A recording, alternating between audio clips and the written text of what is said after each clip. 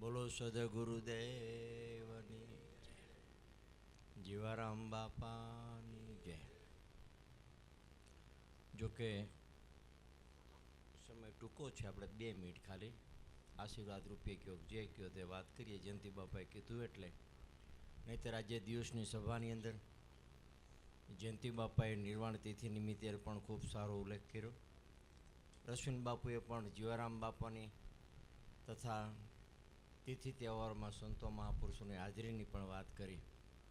અને જરૂરી ને ભાઈ, આપણે જરૂર આપણા કોઈ પણ કુટુંબમાં સૂરો પૂરો આપણે જોયા નથી, કોઈ આણ્યા નથી, કોઈ માણ્યા નથી, પણ છતાંય વર્ષે કે 6 મહિને કે ક્યારેક નિવેદન એના કરે એટલે ધૂણે ને, ધૂણે એટલે જેવા ત્યાં આમ હાજા ગગડી જાય એમ જો આપણા સદગુરુ જેને આયણા માયણા, જેને આપણે જન્મ મરણમાંથી છોડાવ્યા, જો એવા કદાચ પિંડમાં ન આવે ને તોય ગુરુ કર્યાને પ્રમાણે નહીં ભગવાન. એટલે આ જેને સદગુરુ કર્યા ને જેને સદગુરુ મળ્યા ને, આ એના સંતો મહાપુરુષોની તિથિ તહેવારો, અને એની તિથિ તહેવારોની અંદર આપણે કાયમિકના માટે આમ જોશ આવે. બાપા કહેતા ઉગારામ દાદા કે સદગુરુનો નામનો ભરોસો, ભક્તિનો ભરોસો. કદાચ કાળો પથ્થર રાખીને તમે એમાં કેમ કે કોણી મારો ને તો એ પથ્થરના 2 ભાગ થાય. દાદા ઉગારામ દાદા હિંમત આવી અને ઈર્ષાગર બાપાની વાત કરે ને એટલે બાપા એમ કે અત્યારે શું થાય એમ. ભલા બાપા કહેતા એટલા બાપા આમ જોશમાં આવી જાય, કરંટમાં આવી જાય. એમ સદગુરુની તિથિ તહેવારો છે ને, હકીકતમાં એમાં કરંટમાં જ રહેવું જોઈએ. ક્યારે તિથિ ક્યારે આવે મનન જ કરવું જોઈએ. અને આ તો ઘણા એવા દાખલા છે ભગવાન હાલે આજ ઉગારામ બાપાની તિથિ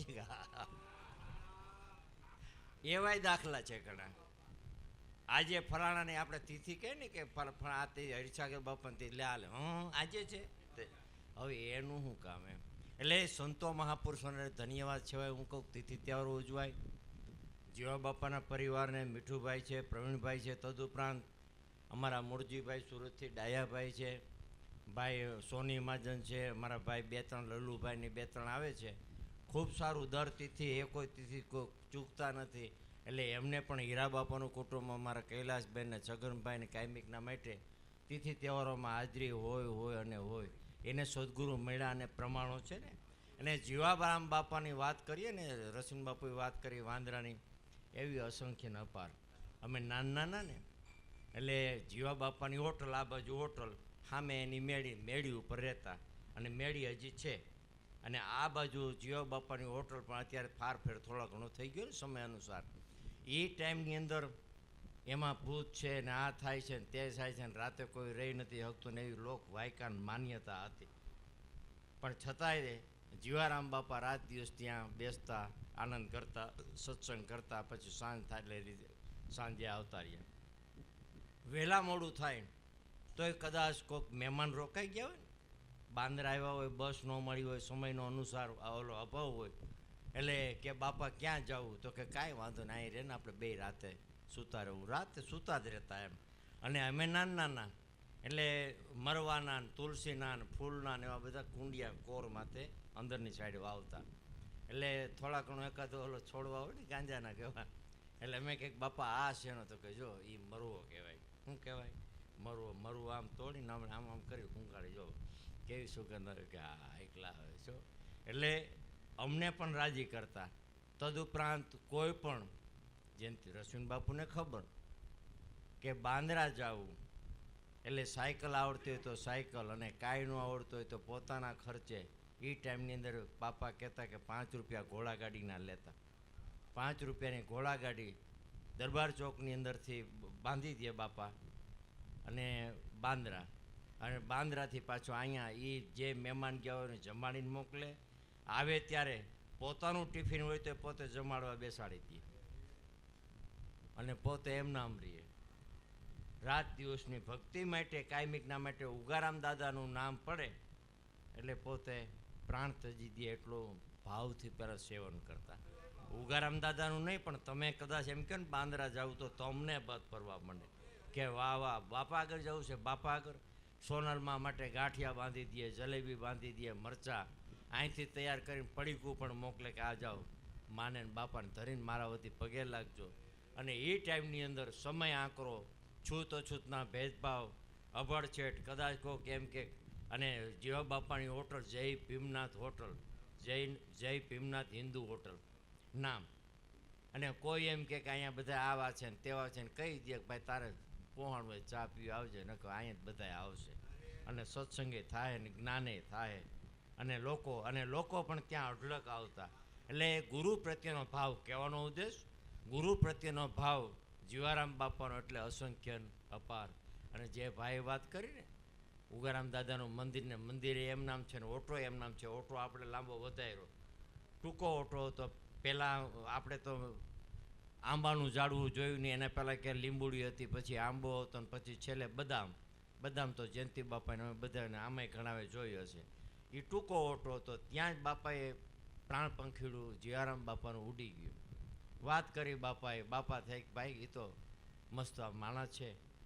બાપાએ હાથ ફેરવી અને કે જીવાભાઈ, તરત જ બાપા બેઠા થયા. આ સદગુરુનો પ્રમાણ. અને સદગુરુના કાયમિકના માટે પ્રમાણ કયો, પરચા કયો. પર